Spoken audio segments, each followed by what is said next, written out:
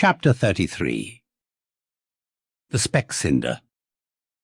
Concerning the officers of the whalecraft, this seems as good a place as any to set down a little domestic peculiarity on shipboard, arising from the existence of the harpooneer class of officers, a class unknown, of course, in any other marine than the whale fleet. The large importance attached to the harpooneer's vocation is evinced by the fact that originally in the old Dutch fishery, 2 centuries and more ago, the command of a whale ship was not wholly lodged in the person now called the captain, but was divided between him and an officer called the Specksnyder. Literally, this word means fat cutter. Usage, however, in time made it equivalent to chief harpooneer. In those days, the captain's authority was restricted to the navigation and general management of the vessel, while over the whale-hunting department and all its concerns, the Specksnyder or chief harpooneer reigned supreme. In the British Greenland fishery, under the corrupted title of Specksnyder, this old Dutch official is still retained, but his former dignity is sadly abridged. At present he ranks simply as senior harpooneer, and as such is but one of the captain's more inferior subalterns. Nevertheless, as upon the good conduct of the harpooneers the success of a whaling voyage largely depends, and since in the American fishery he is not only an important officer in the boat, but under certain circumstances, night watches on a whaling ground, the command of the ship's deck is also his. Therefore the grand political maxim of the sea demands that he should nominally live apart from the men before the mast, and be in some way distinguished as their professional superior, though always by them familiarly regarded as their social equal. Now the grand distinction drawn between officer and man at sea is this: the first lives aft, the last forward. Hence, in whale ships and merchantmen alike, the mates have their quarters with the captain, and so too in most of the American whalers the harpooneers are lodged in the after part of the ship. That is to say, they take their meals in the captain's cabin and sleep in a place indirectly communicating with it. Though the long period of a southern whaling voyage, by far the longest of all voyages now or ever made by man, the peculiar perils of it, and the community of interest prevailing among a company, all of whom, high or low, depend for their profits, not upon fixed wages, but upon their common luck, together with their common vigilance, intrepidity, and hard work. Though all these things do in some cases tend to beget a less rigorous discipline than in merchantmen generally.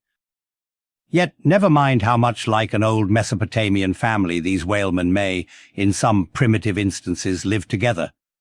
For all that, the punctilious externals, at least, of the quarter-deck are seldom materially relaxed, and in no instance done away. Indeed, many are the Nantucket ships in which you will see the skipper parading his quarter-deck with an elated grandeur not surpassed in any military navy. Nay, extorting almost as much outward homage as if he wore the imperial purple, and not the shabbiest of pilot cloth.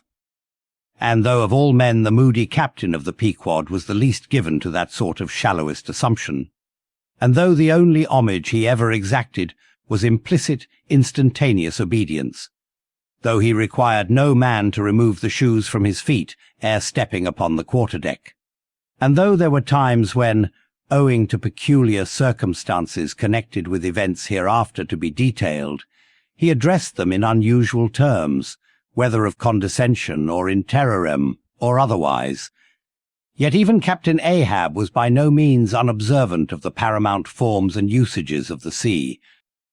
Nor, perhaps, will it fail to be eventually perceived that behind those forms and usages, as it were, he sometimes masked himself, incidentally making use of them for other and more private ends than they were legitimately intended to subserve. That certain sultanism of his brain, which had otherwise in a good degree remained unmanifested, through those forms that same sultanism became incarnate in an irresistible dictatorship. For be a man's intellectual superiority what it will, It can never assume the practical available supremacy over other men without the aid of some sort of external arts and entrenchments, always, in themselves, more or less paltry and base. This it is that forever keeps God's true princes of the empire from the world's hustings, and leaves the highest honours that this air can give to those men who become famous more through their infinite inferiority to the choice hidden handful of the divine inert than through their undoubted superiority over the dead level of the mass. Such large virtue lurks in these small things when extreme political superstitions invest them, that in some royal instances, even to idiot imbecility, they have imparted potency. But when, as in the case of Nicholas the Tsar, the ringed crown of geographical empire encircles an imperial brain, then the plebeian herds crouch abased before the tremendous centralization. Nor will the tragic dramatist who would depict mortal indomitableness in its fullest sweep and direst swing ever forget a hint, incidentally so important in his art, as the one now alluded to.